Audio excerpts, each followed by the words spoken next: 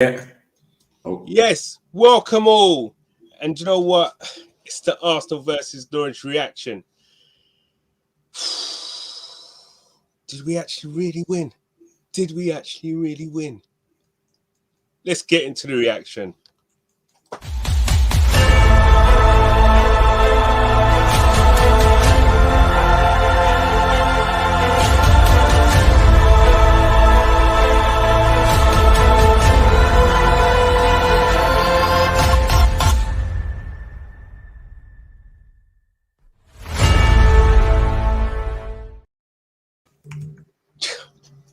Gumza, our season's. How you doing, sir? You good? Season finally started. Yeah. Oh man, it's going back to the old 1-0 to the Arsenal. But you know what? That's the kind of result where you have to grind out. Do you know what? It's just one of those ones. Hopefully now things pick up from there. Confidence, picks up from there. We just got to now go and build on that. Oh man, it was a heart in our mouth kind of. Maybe the guys have saved Arteta for a few more games, but your first thoughts on the game? 1-0 to the Arsenal. Took us a bit of time to break them down, but what are your first thoughts on the game as a whole? Quite comfortable. I think we had first half, I would say 35 minutes, not very good, but a lot better than it has been. And then we kind of backed off towards the end of the first half, and Norwich started to kind of get in the game a little bit. But on a whole, it was a lot more positive than I have been. I said results are important, but sometimes it's performance as well. And I saw a lot more this game to be happy about than I have previously. So result 1-0, do you know what I mean? You take the win because we needed sort of points desperately. But for me, actually, performance was more. I did want to see a few more goals, but I'm happy with the performance. It's a starting spot. It's a starting spot, and I think. Yeah, I guess so. What did you make of the formation we played? So I just finished football. My son had a team sheets in, so we had a look. And some websites had us down playing 3 at the back with Tomiyasu, and then Maitland-Niles would be wing back. Right. But actually, we did play 4. We played a straight 4. Maitland-Niles midfield with Sambi. Odegaard in the 10. Was all right. It was all right. I think we looked better when ESR come on, and we went to more the formation you was talking about. Odegaard sat a bit deeper actually, and it was Smith Rowe who kind of had a bit more license. I think that works. I think that kind of works with us. Do you know what I'm saying? You might think it's that a little bit more defensive, but I don't believe it is. I think it allows our creative players that little bit more freedom to do things and to make things happen. Because he switched it, and then it was like a few minutes later, then we scored. They scored straight away, and it was very, very good. Guys, just before we actually, because I want to get onto some of the comments, and just before we do, we've got a nice little surprise for you, man. Nice little surprise. Special delivery, DHL style. Yo, my man, come on. It's starting the vibe already.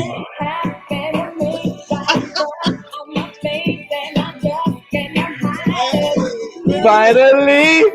We had to take it old school. I need to put this back up. Hey, finally, it's happening to me. I know how it feels to win 3 points.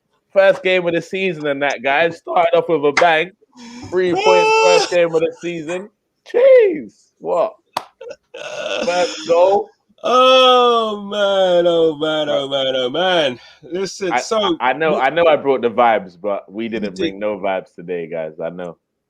But let's go. I'm in. I'm ready. No. We was just talking about the predicted the formation we thought might have happened. We played though with a flat back 4, Ainsley Maitland-Niles was in midfield with Sambi and Odegaard just playing that little bit, behind, in the hole.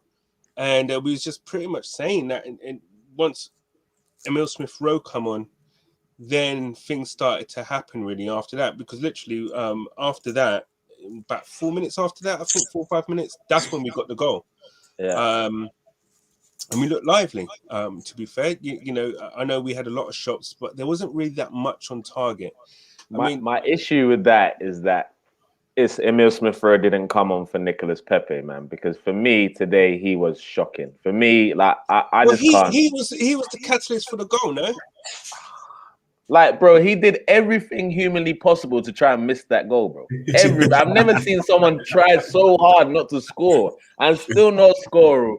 And then we do some. I don't even know how Abba ended up putting in the back of the net, but he actually tried his hardest. Listen, how is that not? How was it not offside? I think because the second phase, isn't it? Yeah, maybe it came off one of their players or something. I don't know. I don't know. That's the thing. Had it been disallowed, I would have been like, okay. Now, Joe, I watched it back, and when he shot Pepe, Abba was offside. Like, so the second phase, it hit the post. He shot, Abba was offside. But when it bounced up, it hit Pepe's foot again. But because he was on the floor, he was in front of Aubameyang, so that's why he was onside. It's mad. I've never seen nothing like that before. Mate, the margins. I'm all for it. That's when the sun's shining on your backside. Yeah. So the ball. Yeah. So his foot was behind Aubameyang, but his body was in front because he was laid down and kind of. I don't know how he's done. I don't know, but that's how he's onside. So we take it. Anything all that praise that Arteta did last night to the football gods, man. They came up trumps for him today. Yeah. All that boy, because even a draw would have been a problem. Right. Even a draw would have been a problem, in my opinion. But look, just before we move on and before we crack on, let's get it through. We've got loads of comments. So look, yes, Mr. Silver Fox, season has started. I guess you guys first game of the season, 1-0. Not bad. A goal and a clean sheet. Yeah, I mean, 100% record. We're live right now. We're live.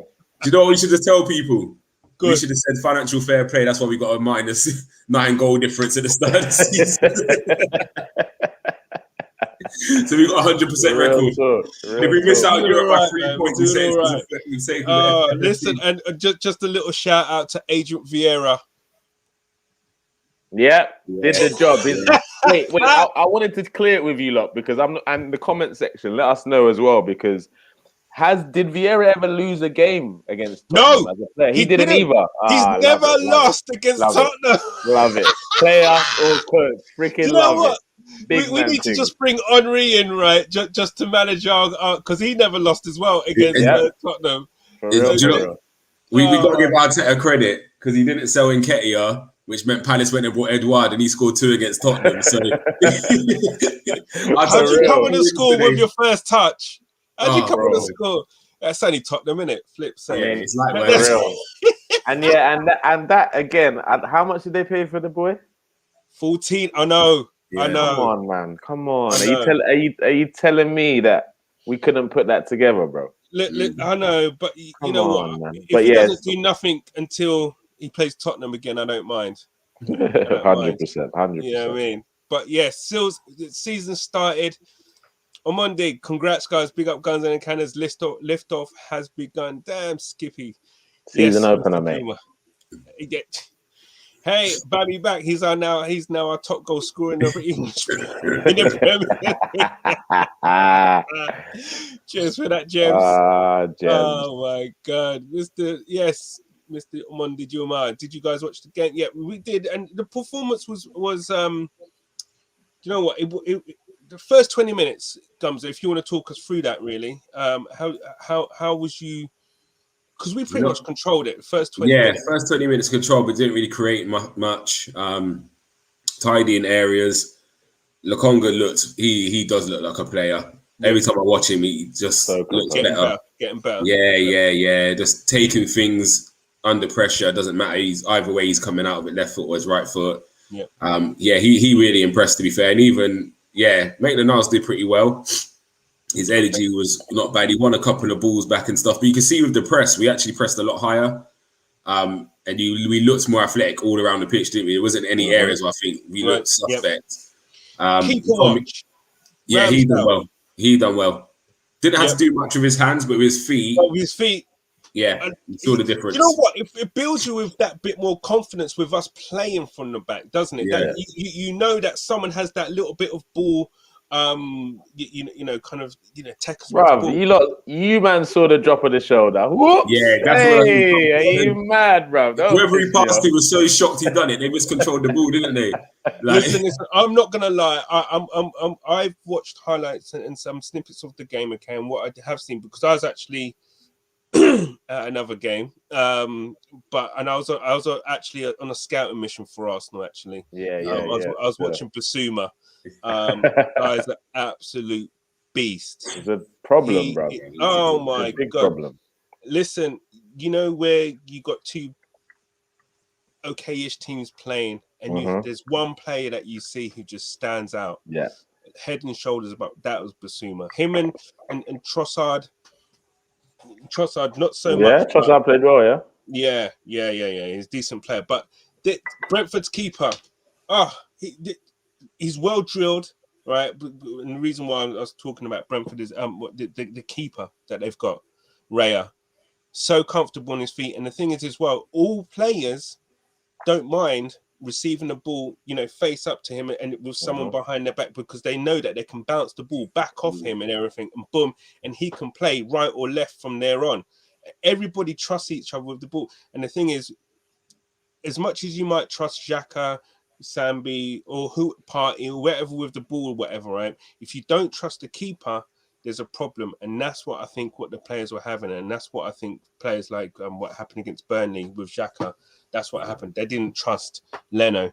Now that I think we've got a keeper that we can trust with the ball at his feet, who can play a pass and pick a pass, or even go through if need be. Hey, it might be a masterstroke by Arteta. Also, just on Ramsdale, one thing I did notice as well, he looked very vocal. There was times where even we've cleared the danger, and he's jumped out at Gabriel, like he's left his line. I don't know if he's praising him or going mad at him, but he was very much in the centre-back's faces and pushing them where he wanted them at corners, and he looked like actually he's come to prove a point. Good. Good. Leno now has to know that basically, okay, do you know what? I can't just play my days out here. I can't just make things. There's not enough. So wait, do you reckon it's a thing where Ramsdale plays till he makes a mistake now, or what? What's going on? One game, one win, clean sheet in the league. Like, do you drop him? He's not conceded a goal. Full stop. Exactly. Has he? And he didn't play for just because of fitness. He played because the manager dropped Leno, bro. So he did everything he asked of him. Listen. Until he makes an obvious and glaring clanger, he's got to start. And I think also as well with Sambi playing, I think that was a vote of confidence from Arteta, in the sense that, you know what, you've been one of our players these past 3 games, whatever. You've done nothing wrong, not put a foot wrong. You're going to start and afforded Partey to start. I guess you could give him, if you want to give him a little bit of praise, Arteta, I guess. But look, I see it as he knows he's messed up so many times with Partey's fitness issues, so taking a risk was just long for him anyway, because none of us was expecting to see Ainsley in the side today. Nobody, definitely not as a central midfielder. No.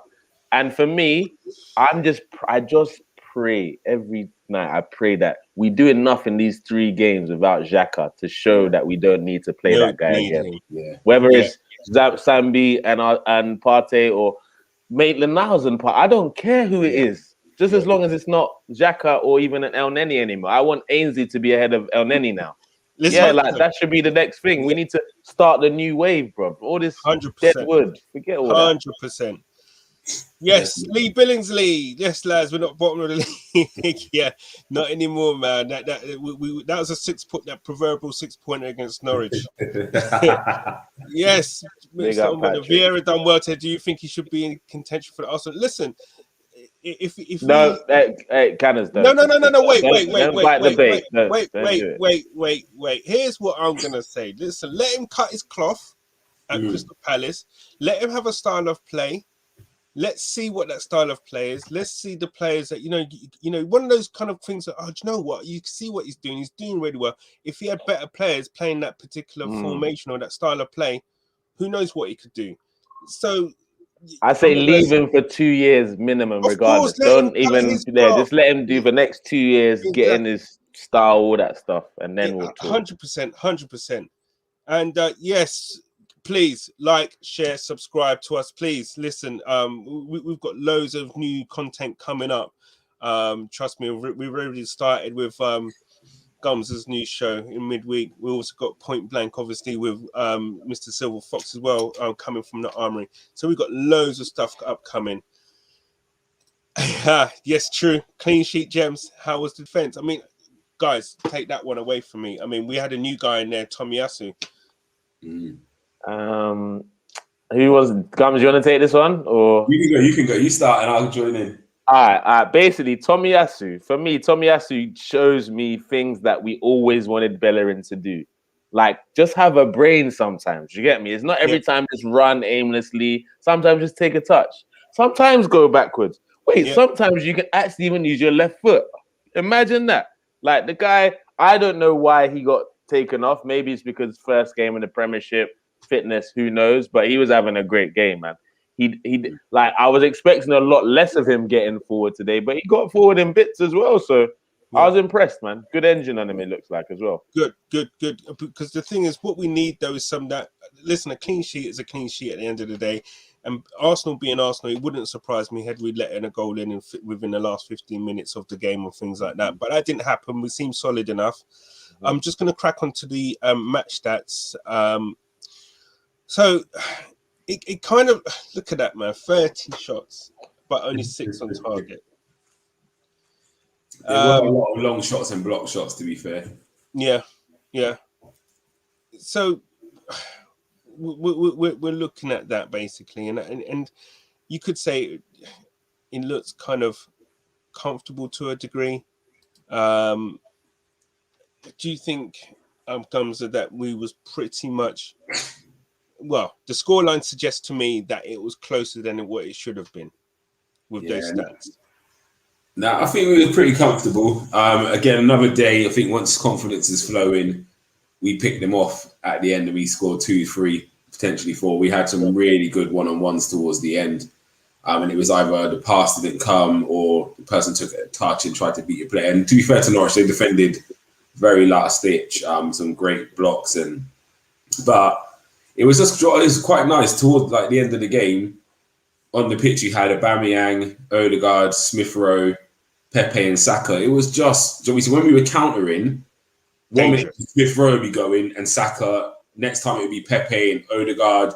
Then it would be Aubameyang and Saka linking up. It was just looked like there was just threats all over the pitch, and it's been a while since I've had that kind of feeling watching us. So it was quite nice to actually see a collective, not just Saka is bailing us out or how it has been for the last couple of years. It looks like we got some threats all over. That's what you need, isn't it? Really, just that kind of threat, basically. Where and then even that you still got. Sorry, you still didn't even Lacazette and Martinelli didn't even get on the pitch. Wow, do you know what I mean? So it's just little things like that makes a big difference as well. It's all about competition and keeping that kind of air of kind of like, unpredictability in attack. Because that's the problem I think that we've had for so long, is that we're predictable, coming either always down the left side or whatever. And now that we can, we got a little bit more on the right hand side now, and a little bit solid as well.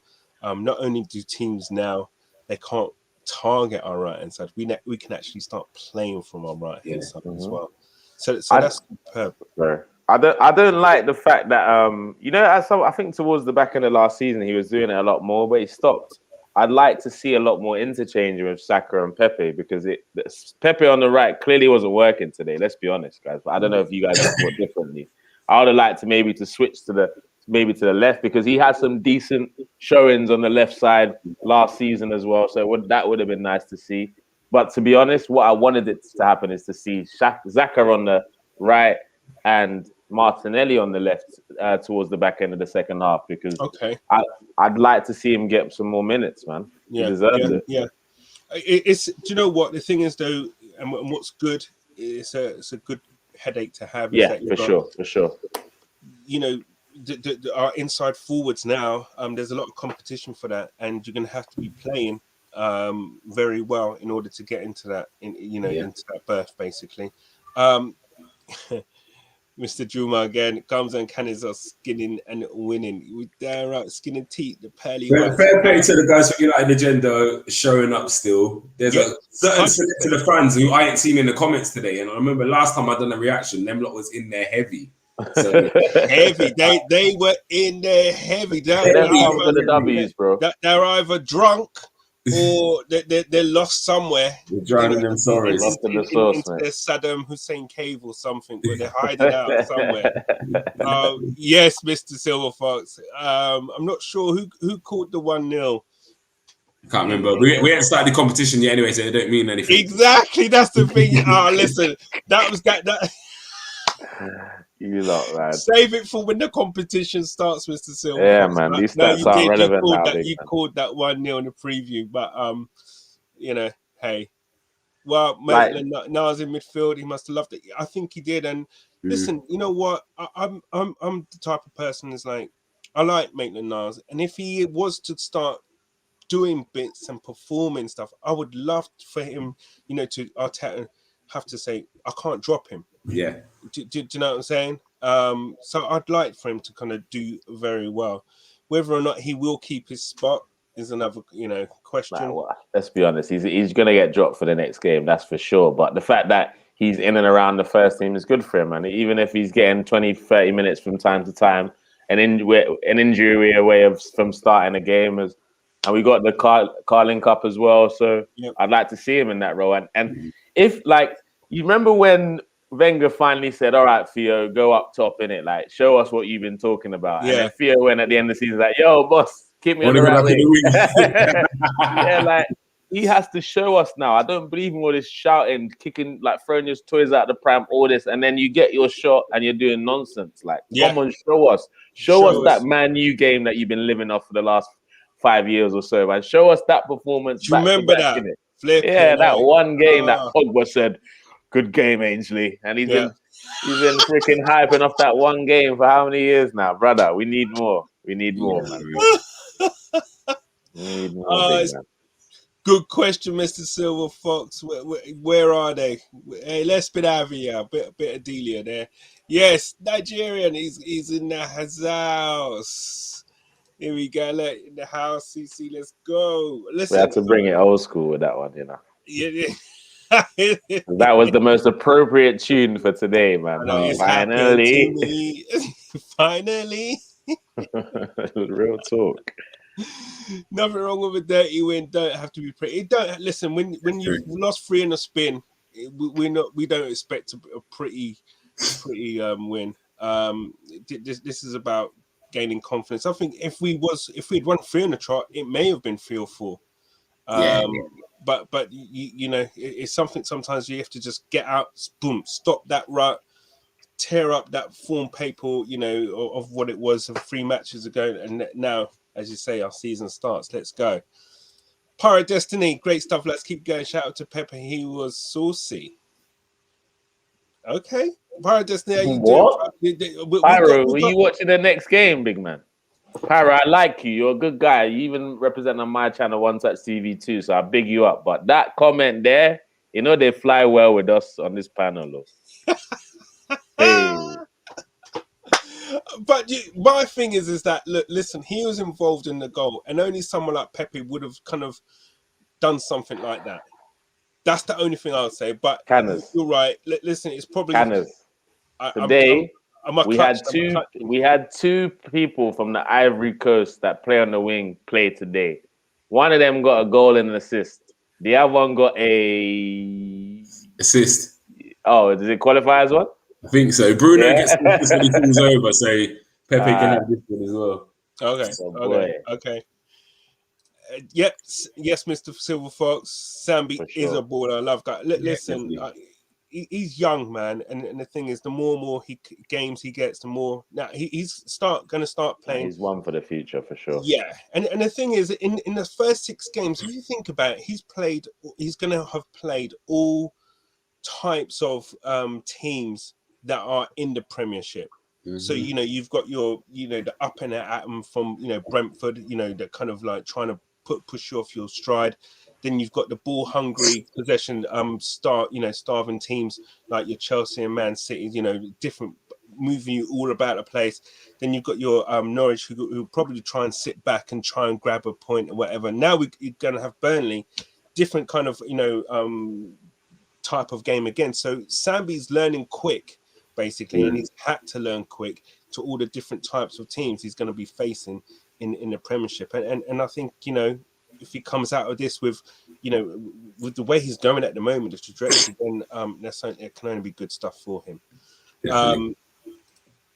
At least you're shooting your guns. You're shooting them down the road.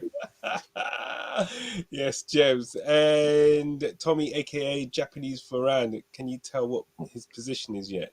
Yep. Gums up, take that one away, man. Take that one to James. He's the Japanese Mason Greenwood, because you don't know what foot he is.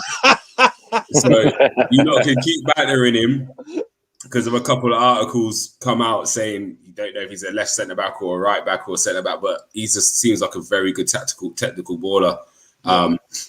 The forward passing, like just breaking lines, like half volleys, just punching him into the midfield and attacking areas off the right or left foot, it makes such a difference. We're getting forward a lot quicker. So not saying he's the finished article, or he's, do you know what I mean, of some of our older right backs, but actually it's just in that one performance I saw more in that 45, 50, 60 minutes he had than I have of my other right backs. I know you got the stats about the headers he won, and that is teams used to target. Teams used to love that diagonal ball, and he was dominant in the air. Out of all the new players, I think Ben White's the one who's probably taken a little longer to adjust. I think the others have kind of hit the ground running. I was going to ask you games, about White and how you think he fared. I mean, what was it? He was up against Pookie today. Yeah, he did all right. But Gabriel was definitely the better of the centre backs today. Gabriel was. You can see what we missed of him, just that aggression to win the ball back early. Yeah, Gabriel looked good today, man. I was happy to see him back in there. So we're obviously going to get tougher tests going forward, but again, start that back four is what we're looking at for the rest of the season, and get a clean sheet in your first game. Do you know what I mean? It's a good way to start, but first game of the season. I was watching it because I know it kind of reminded me. I know Mr. Nigerian Englishman, you've spoken a lot about Lewis Dunk from Brighton. I watched him today. I was thinking, let me see how, because I know you talk about him quite. Over Ben. What are you saying? He can play. I have to say he can play. And he's a leader, I lie. The way he plays is leadership, bro. He played a couple of lovely balls, man. And I just thought to myself, shit, I ain't seen him play balls. When you're watching on TV or whatever, and when you watch them, do you know what I'm saying? And because I was sitting right behind the goal, there was a pass he played, and it was just like, boom, straight. And I just thought, wow, okay. But then I'm thinking to myself, Ben White must be something for us to go for Ben White instead of him or whatever, because he was. You're hoping more than anything, Canners, isn't it? I'm hoping, man. Listen. Those guys must see something. Those guys must see something. And who raves about Tony up top? The guy is a beast. Yeah, he's decent. Actually, yeah, good. But anyway, that's enough for Brentford and Brian. But yes, listen. Mr. Silver Fox wants to see Sambi party at Burnley. Do party and the conga. You sing that better than that.